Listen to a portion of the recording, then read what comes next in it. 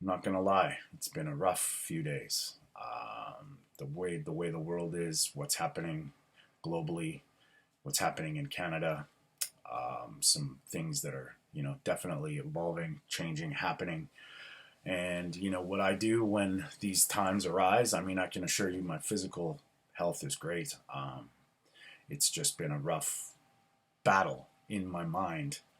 And what I do generally when these things arise is I get into my own space and try and work it out. And I kind of get geeky with science, and I start to read. And today we're gonna ask the question: how do we know we're doing the right thing as far as your diet, your life, wellness? And we're gonna spoiler alert: we don't know. You're gonna have to check into yourself and figure some stuff out for you. And we're gonna get into it today and just over my thoughts over the last few days. And here we go.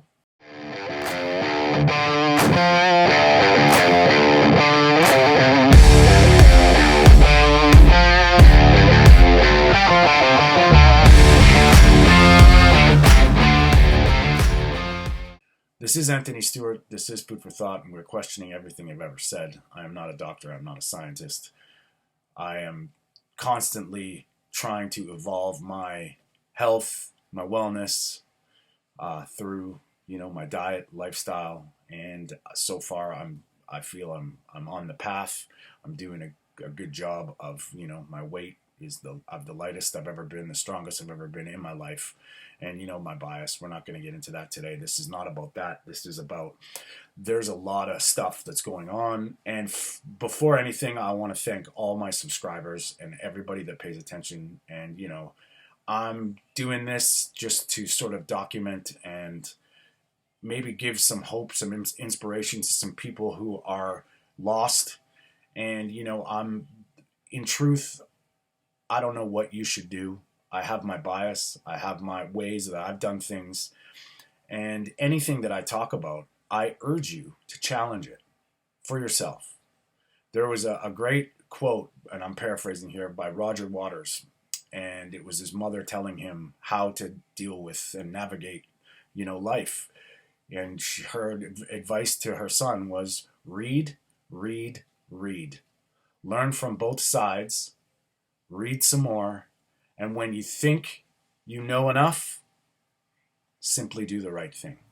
And I know you can take that for what it is, but you know what? It makes a lot of sense to me, and it kind of hit home. And that's what I kind of do with this space. And today, we're going to sort of start off with we're going to get into some longevity thoughts, but I wanted to say first of all, there in Canada, there's some things going on with this bill that's passed, C16 or C19, whatever it is. Anyway, it's clamping down on social media, and it could be affecting me. It could be affecting you. I don't know the deep details of it. I know a lot of people in the political space aren't too happy. It comes down to censorship and what we're allowed to say, misinformation, disinformation, all that stuff. And basically registering podcasts now. And I have noticed, I don't know if you have, leave me a comment if you have a channel and you've noticed this, but my channel was growing quite substantially for a period of time, and it has come to a grinding halt 100%. I appreciate all the people that follow me and that that leave the comments and stuff. I really do appreciate it, guys, and this is what it's all about. But I have noticed that I'm not getting any kind of push in the algorithm. And you know what? It is what it is. I'm not really too concerned about it as far as that goes. But my message might not be widely accepted in the future. So if I could get you to, I don't often ask for this, but please subscribe to the channel. Give me a thumbs up. Leave me a comment, even if it's just an emoji saying you're happy or sad, whatever it is, because I believe that I'm trying to push this in the right direction and encourage people to think for themselves, find their truth, find their way. My perspective is mine, and I'm just trying to show that there is potential and possibility to feeling better, being healthier. And that's what my channel's about, is trying to find truth and it's probably never going to end. The journey is long, and my road is, I don't want to be one. I don't want to just buy into the dogma. And like, even in the carnivore space, is it the only way to do things? Well, there's arguments. I have found great success, and things that have happened that some would deem impossible have been possible because I've chosen this way. And that's not what this is about. This is about to show the whole picture.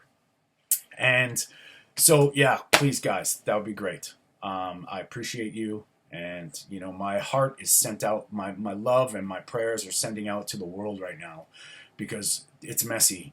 And hope and love, compassion for anybody, for everybody, is what I really ultimately do believe. And, there's no need to hate. There's no need to feel that way. My thoughts and prayers are with you. I hope we can get through this together. So anyway, we're going to get into some longevity stuff because, like I said, the last 3 days I've been really, really self-involved, really reflecting on my situation.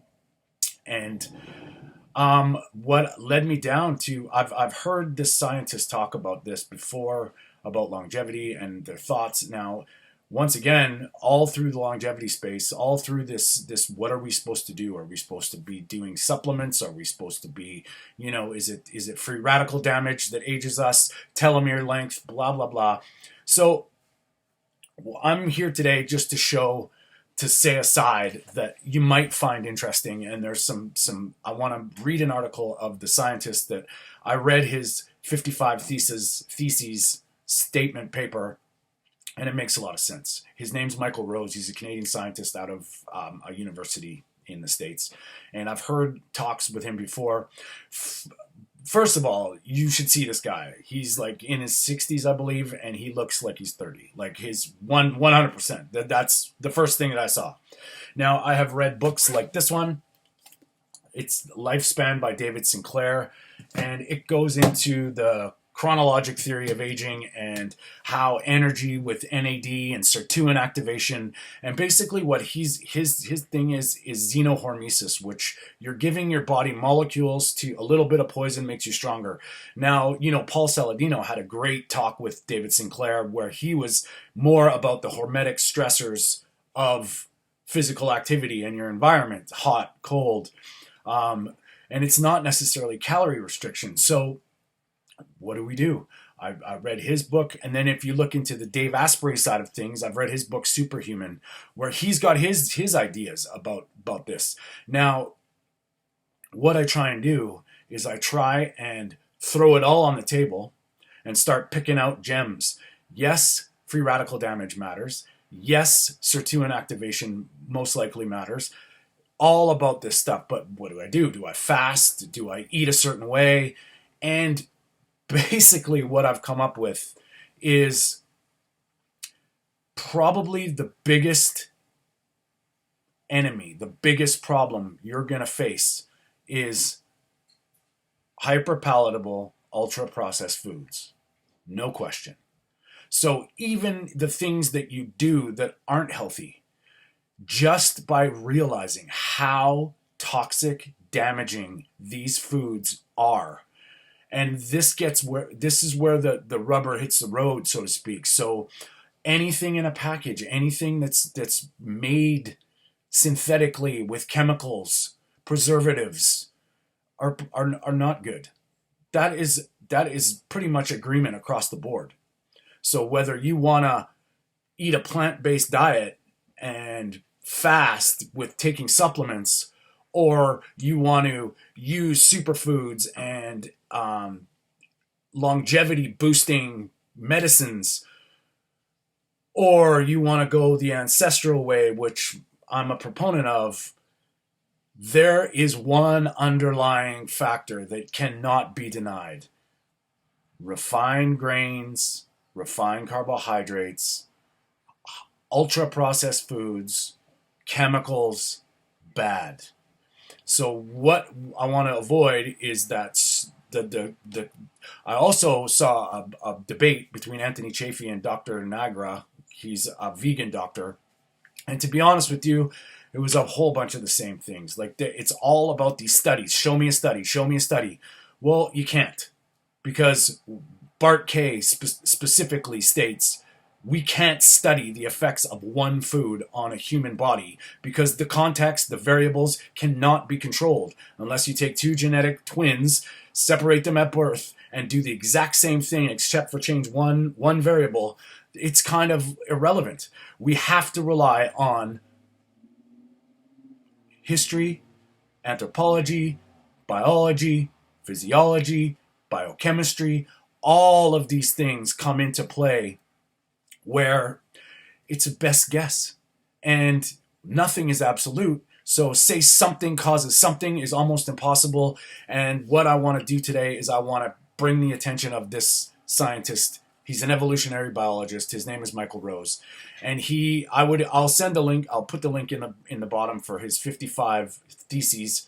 And it's fascinating. If you want to get really deep into the science, this is for you because it challenges a lot of things. And I'm just going to read what to offer, like an article he wrote. And this was in 2011, okay? But this is on the website, and you can go, once you follow the link, you can go and take it for whatever it is. And here's this is the article. I'm going to read it, and then I'm going to let you go. And I appreciate you for sticking around. So Rose offers the scientific context framework for ancestral health. And this is what he says. Science is a mess today, as is medicine. Every day we hear a new this or that. Many hold very strong beliefs based on what? What was missing was a context for health. This is what Michael has offered us, and this is the problem that he can help us with. He starts with his frustration with many of the public pontificators of health, such as Dr. Oz, Dr. Molina of CNN, and this is how he sums up their position.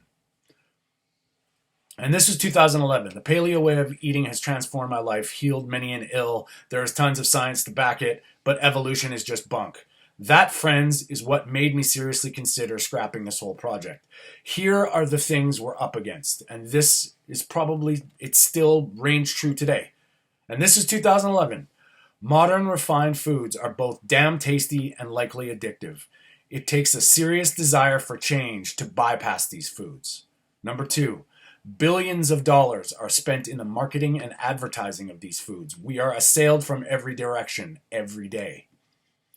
3, our medical experts have agendas far removed from health. General Mills, Monsanto, farm subsidies are all playing in the background music of dollars from heaven for those willing to sell out. It is number 4. It is not likely you will get an audience with the media if you are selling legitimate health. Faith healers and nutrition bars, yes. Remedy for multiple sclerosis, no. Number 5. When I or people like me try to take the fight to these people, I can expect less than 16% of America to have my back in this fight. Folks may think ancestral eating is just ducky, but man did not come from ape. Number 6, without comprehensive epistemological base to stand upon, the medical community, academia, etc. will continue pushing the same erroneous bullshit. Without this epistemology-based approach, we are reduced to what is effectively urban warfare. Clearing house to house, their study versus our study, with no hope of winning or really changing things. Now I quote, I know I'm going to piss off and alienate some people, but this is the same character flaw that got me bounced from CrossFit. I knew that smart CrossFit plus paleo eating was saving lives. I tried like crazy to get the leadership to acknowledge that fact, but you know how that turned out. So, here are 2 interestingly similar quotes. One need not believe in God to receive help from God, and one need not believe in science for science to work in our lives. Both are obviously our belief systems. Science tries to have all the answers, but never will. One place that certain science-oriented people miss the boat is trying to bring science to bear the question of faith or religion. By definition, this is the realm of supernatural and science is not well suited to comment on this topic. On the other hand, we have religious doctrine which appears to be at odds with certain scientific concepts. Likely the most prominent modern case that evolution is not a fact. In the past, religion felt set upon by the teachings of Galileo, which conflicted with the view that Earth was the center of the universe. Science has largely won that argument, although there are still people who believe in flat Earth to this day. Might evolution see the same vindication? Galileo was put on house arrest for his ideas in the 1600s. He was formally exonerated by the church in 2000. I guess we can expect broad acceptance of evolution sometime in the 2360s, if we can use the first example as a guide. At the end of the day, I do not give two shits about this stuff relative to the desire to simply help people. I've met too many people whose lives have either been transformed by this ancestral diet concept or to just let it drop. Here is a funny thing. As a non-religious, non-spiritual guy, I feel a moral imperative to help as many people as I can, because I'm pretty sure I have information rattling between my ears that can save lives.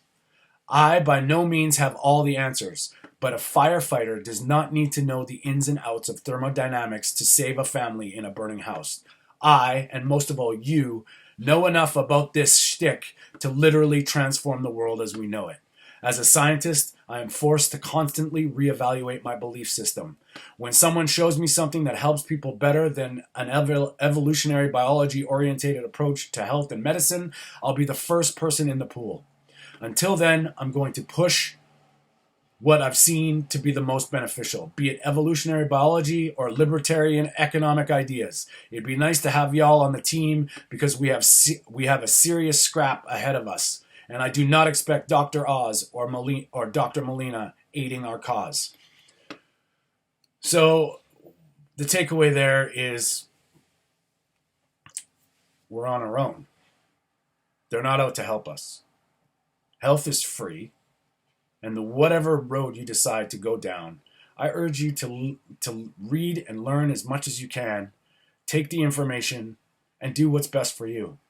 That's probably the only way that we're going to get through this and understand that the odds are stacked against you if you do not realize that health is a business. And maybe you could argue anti-health is a bigger business. There is no drug that cures you. You are the only person that heals you. And how you go down that path, it's up to you. I urge you to check out Michael Rose's 55 Theses. The link will be in the bottom. He's got interviews all over the internet as well. Very interesting stuff. We're not going to get right into it. I just want you to know that there is hope, truth out there, whichever way you decide. Know your enemy. Understand what you're up against. Take the power back. That's the key. And, as far as what I'm doing, I'm riding this until I don't feel good. If that happens, we don't know. There is no study that can show my health, my situation right now. I have to rely on what I can learn and make a decision which way to follow. Find your truth. Find your way. Please leave me a comment. Let me know what you think about all this. My prayers are with you and the world. My love, my compassion gets sent out. Stay strong.